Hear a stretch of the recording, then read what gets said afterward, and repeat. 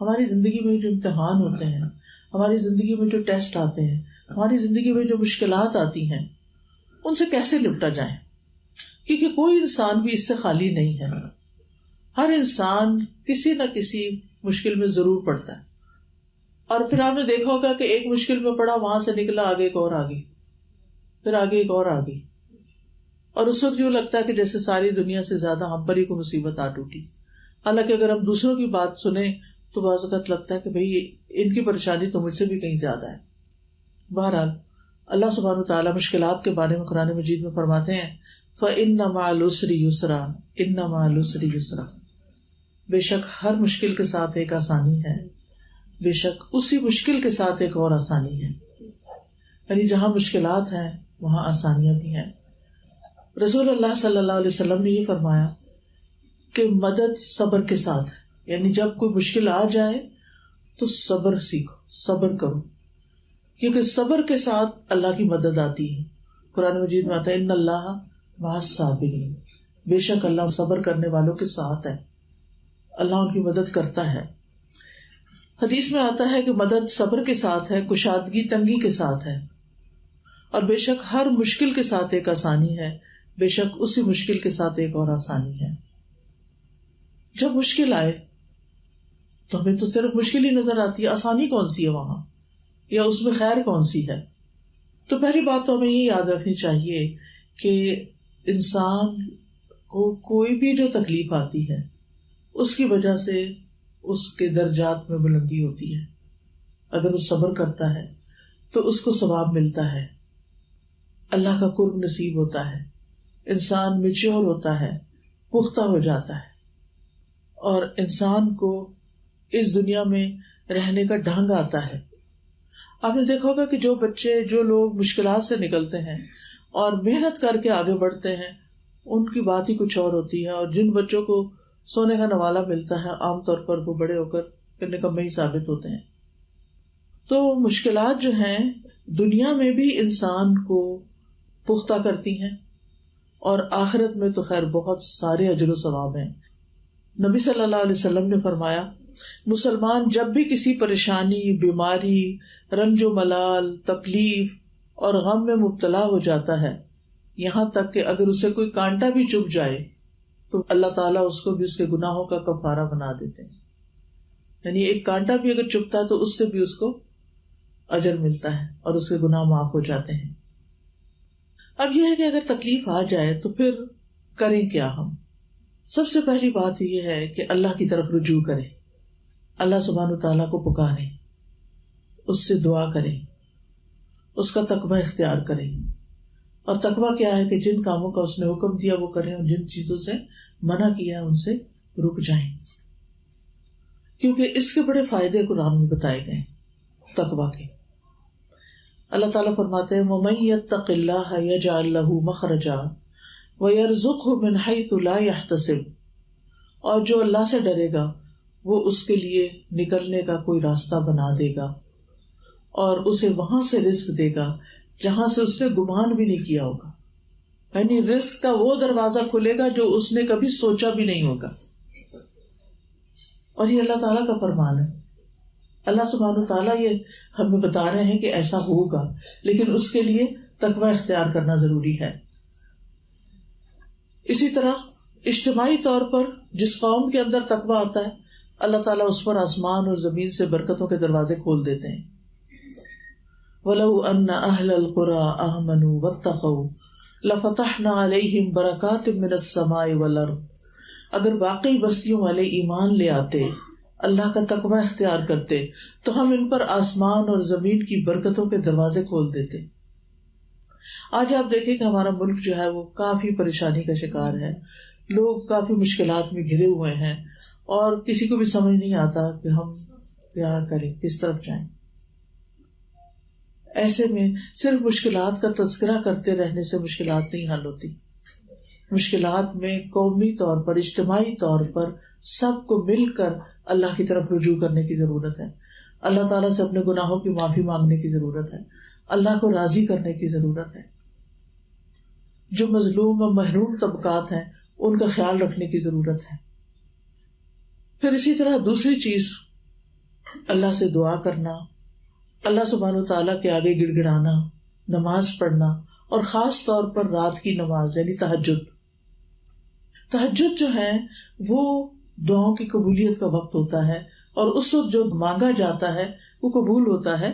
نبی صلی اللہ علیہ وسلم نے فرمایا آدھی رات کو آسمان کے دروازے کھول دیے جاتے ہیں اور ایک پکارنے والا پکارتا ہے کوئی دعا کرنے والا کہ اس کی دعا قبول کی جائے، ہے کوئی مانگنے والا کہ اسے دیا جائے، ہے کوئی مصیبت زدہ کہ اس کی مصیبت اس سے دور کر دی جائے۔ پھر جو مسلمان اس وقت دعا کرتا ہے یعنی آدھی رات کے بعد، تو اللہ عز و جل اس کی دعا کو قبول کرتے ہیں، سوائے زانیہ عورت کے جو اپنی شرمگاہ کے ذریعے کمائی کرتی ہے، یعنی زنا کے ذریعے کمائی کرتی ہے، اس کی پکار نہیں قبول ہوتی۔ پھر اسی طرح دوسروں کی مصیبت دور کرنا، یعنی اگر انسان کے اوپر کوئی تکلیف آئی ہے تو وہ بیٹھا نہ رہے، غم نہ مناتا رہے، ڈپریشن میں نہ جائے، بلکہ اٹھ کے باہر نکلے، دیکھے اور کس حال میں ہے، ہسپتال کا وزٹ کر لے، جا کے بیماروں کو دوائی لے کے دے، ان کے کسی آپریشن کا بندوبست کرے، ان کی کسی مشکل کو آسان کرے، غریبوں کی کسی بستی میں نکل جائے۔ آپ دیکھیں کہ مہاتما بدھ جو تھا وہ کیوں نکل آیا تھا اپنے سارے عیش و عشرت سے، آرام سے؟ جب وہ دیکھتا تھا دوسروں کو تکلیف میں تو وہ آرام سے نہیں بیٹھ سکا، اس نے ساری نعمتیں چھوڑ دی اپنی، کیونکہ اس کو سکون نہیں تھا۔ اس میں سکون ملتا ہے جب انسان دوسروں کی خدمت کرتا ہے، دوسروں کی مدد کرتا ہے، چاہے اپنے مال سے کرے، چاہے اپنے وقت سے کرے، چاہے اپنی کسی صلاحیت سے کرے۔ جو آپ کو آتا ہے آپ اوروں کو سکھا دیں، جو لوگوں کے پاس نہیں ہے ان تک پہنچا دیں۔ ہو سکتا ہے کسی کو راشن کی ضرورت ہو، کسی کو کپڑے کی ضرورت ہو، کسی کو دوائی کی ضرورت ہو، کوئی پتہ نہیں کہاں تڑپتا محتاج بیٹھا ہو، اور ہم اپنے گھر میں بیٹھے صرف غم کر رہے ہیں، دکھ کر رہے ہیں، پریشانی کر رہے ہیں کہ ہماری مشکل آسان نہیں ہو رہی۔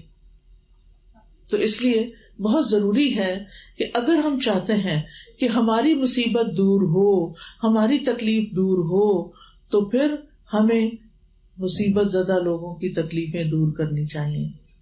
نبی صلی اللہ علیہ وسلم نے فرمایا جو شخص کسی مسلمان کی دنیاوی تکلیفوں میں سے کوئی تکلیف دور کرے گا تو اللہ قیامت کی تکلیفوں میں سے اس کی کوئی تکلیف دور کر دے گا۔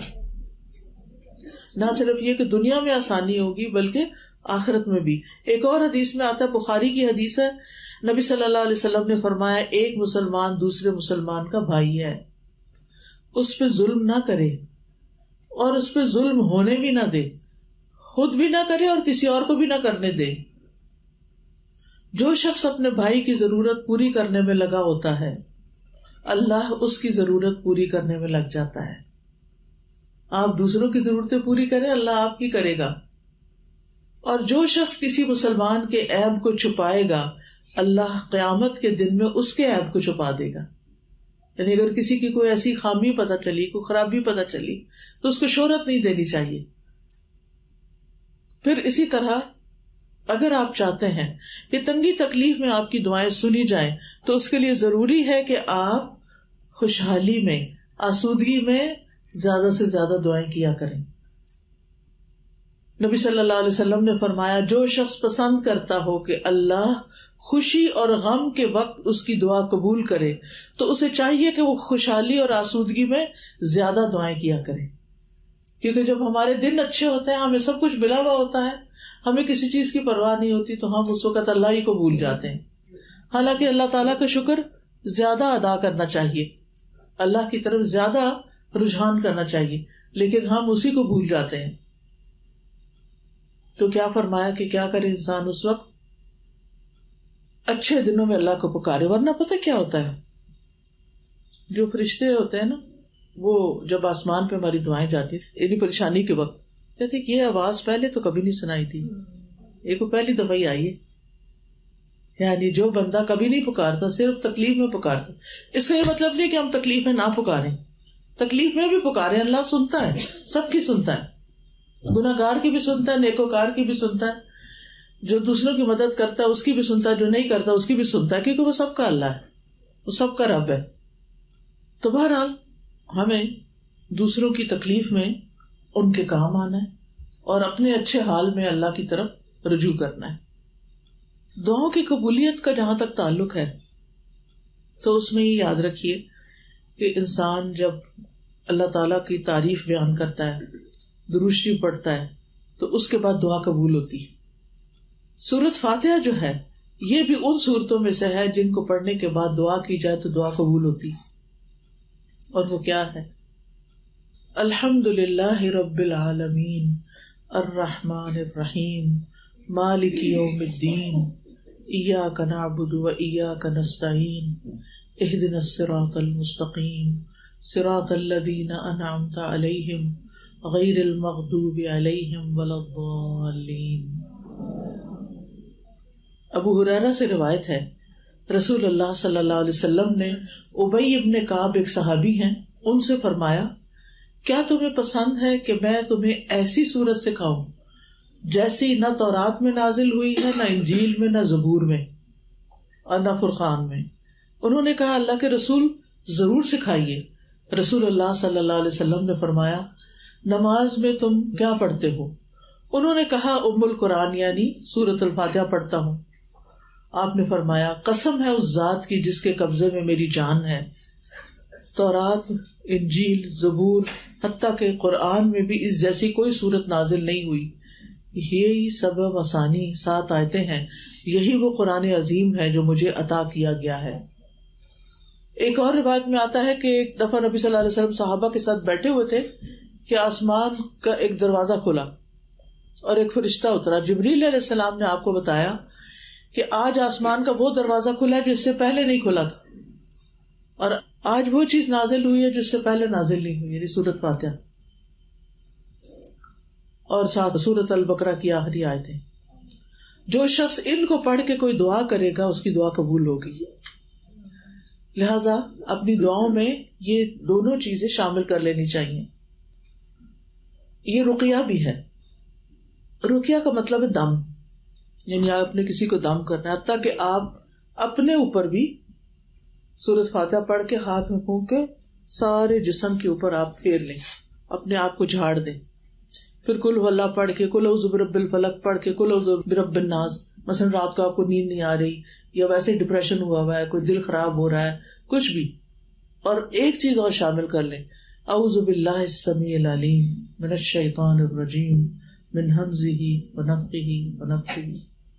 3 دفعہ پڑھ کے اپنے دل کے اوپر پھونک ماریں، تھتکاریں، تاکہ شیطانی وسوسے ختم ہوں.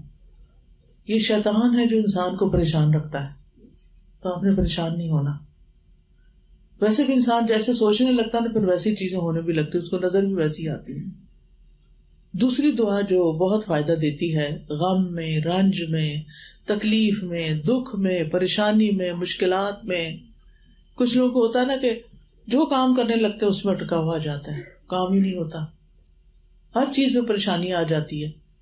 تو اس کے لیے بہت ہی خوبصورت دعا ہے، مختصر، اللہ اللہ ربی، اللہ اللہ ربی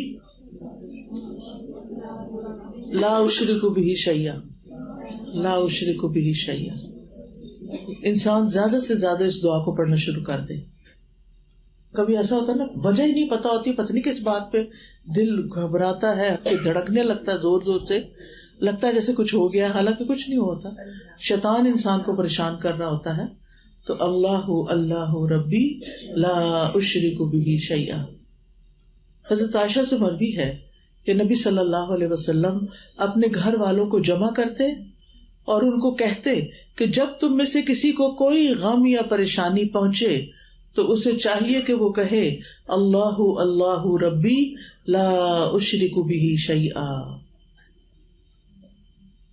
اسی طرح ایک اور روایت میں آتا ہے جس کو کوئی پریشانی ہو، غم ہو، کوئی بیماری ہو، سختی ہو، تکلیف ہو، وہ کیا کہے اللہ ربی لا شریک لہ، اللہ ربی لا شریک لہ. پچھلی دعا اگر مشکل ہے تو یہ تو کچھ مشکل نہیں، اللہ ربی لا شریک لہ، بس یہ پڑھتا جائے تو اس انسان سے وہ تکلیف دور کر دی جاتی ہے جس میں وہ مبتلا ہوتا ہے.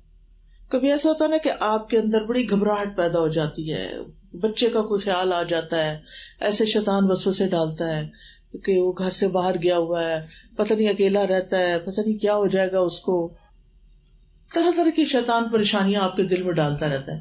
آپ اس سے فارغ ہوتے ہیں تو کوئی اور وہ دشمن ہے نا، چھوڑتا نہیں. اور اس کو پتا کہ جب بندہ پریشان ہوتا ہے تو پھر اس سے ہر غلط کام کروایا جا سکتا ہے. پھر آپ دیکھیں کہ آیت کریمہ حضرت یونس علیہ السلام کی دعا ہے. جب انہوں نے یہ دعا پڑھی تو اللہ تعالیٰ فرماتے ہیں فَاسْتَجَبْنَا لَهُ وَنَجَّيْنَاهُ مِنَ الْغَمِّ وَكَذَلِكَ نُنْجِي الْمُؤْمِنِينَ. ہم نے اس کی دعا قبول کر لی، اسے غم سے نجات دے دی، اور اسی طرح ہم ایمان والوں کو نجات دیا کرتے ہیں. ایمان والوں کو ایسے ہی نجات دیتے ہیں غموں سے، تکلیفوں سے. تو اب آپ دیکھیے کہ لا الہ الا انت سبحانک، کوئی ضروری نہیں کہ 1,40,000 پڑھے. کچھ لوگ گھبرا کے پھر پڑھتے ہی نہیں. قرآن میں حدیث میں کہیں بھی نہیں آیا کہ آپ 1,00,000 پڑھیں یا 1,00,000 پڑھیں. جتنا آپ پڑھ سکتے ہیں پڑھیں، لیکن دل سے پڑھیں. لا الہ الا انت سبحانک انی کنت من الظالمین. پھر اسی طرح یہ کلمات دکھ دور کرنے والے بھی ہیں. دکھ ہو رہا ہے نا، ڈسٹرب ہے، آپ دل پریشان ہے. رسول اللہ صلی اللہ علیہ وسلم نے فرمایا کیا میں تمہیں ایسی چیز نہ بتا دوں کہ جب تم میں سے کسی آدمی کو رنج و الم کی اور دنیا کی آزمائشوں میں سے کوئی آزمائش آئے، وہ اس دعا کو پڑھے تو اس کی تکلیف دور ہو جائے. آپ سے کہا گیا کیوں نہیں؟ آپ نے فرمایا وہ مچھلی والے کی دعا ہے، لا الہ الا انت سبحانک انی کنت من الظالمین.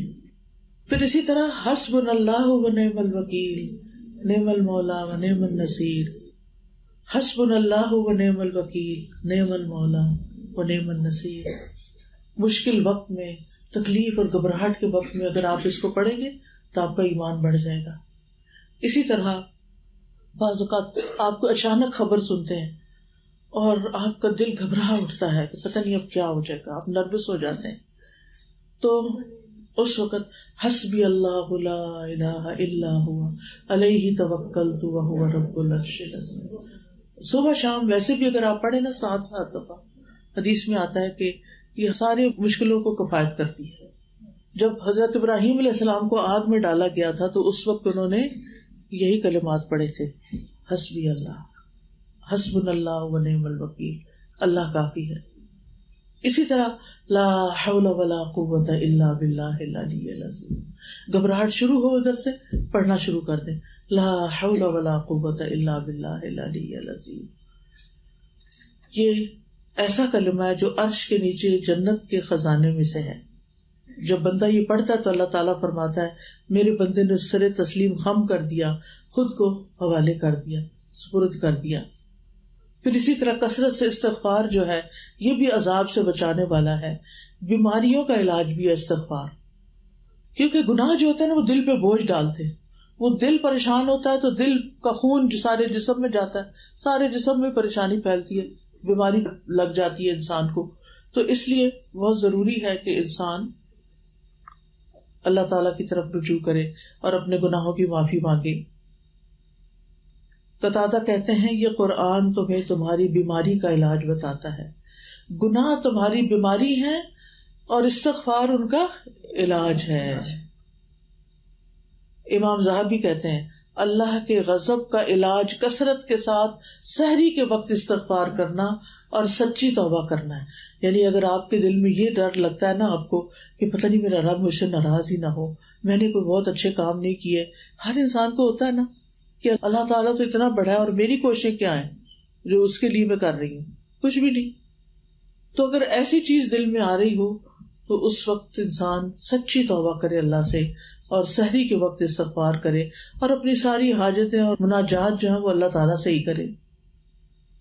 7ویں چیز ہے نبی صلی اللہ علیہ وسلم پر جب کوئی تکلیف آتی تھی تو یہ کلمات پڑھتے تھے، لا الہ الا اللہ العظیم الحلیم، لا الہ الا اللہ رب العرش العظیم، لا الہ الا اللہ رب السماوات و رب الارض و رب العرش الکریم.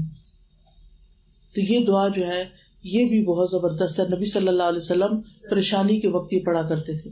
اگر کسی کو بھی ڈپریشن وغیرہ ہو تو آپ یہ پڑھ سکتے ہیں. پھر غم دور کرنے کی دعا ہے، اللہم انی اعوذ بک من الہم والحزن والعجز والکسل والجبن والبخل وغلبۃ الدین وقہر الرجال. اس میں ساری چیزیں آ گئی. اے اللہ میں پناہ مانگتا ہوں ہم اور غم، عاجزی، سستی، بخل، بزدلی، قرض داری اور ظالم کے اپنے اوپر غلبے سے، کہ اللہ ہماری زندگی سے یہ ساری چیزیں نکال دے.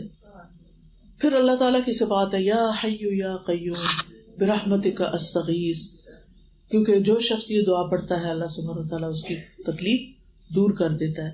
پھر اسی طرح اللہم رحمتک ارجو فلا تکلنی الی نفسی طرفۃ عین واصلح لی شانی کلہ لا الہ الا انت. اور پھر جو بیمار ہو، قریب ہو، اس کو آپ خود بھی دم کریں. خواتین بھی کر سکتی ہیں، اس کے لیے کوئی بہت بڑا پڑھا لکھا ہونا ضروری نہیں ہوتا. چھوٹی موٹی بیماریاں جو ہوتی ہیں گھر میں، آپ اپنے بچوں کے اوپر ان کے ماتھے پہ ہاتھ رکھ کے سورۃ فاتحہ پڑھ سکتے ہیں. ان کے جسم پہ ہاتھ پھیرتے پھیرتے جھاڑ سکتے ہیں ان کو قل هو اللہ، قل اعوذ برب الفلق اور قل اعوذ برب الناس پڑھ کے.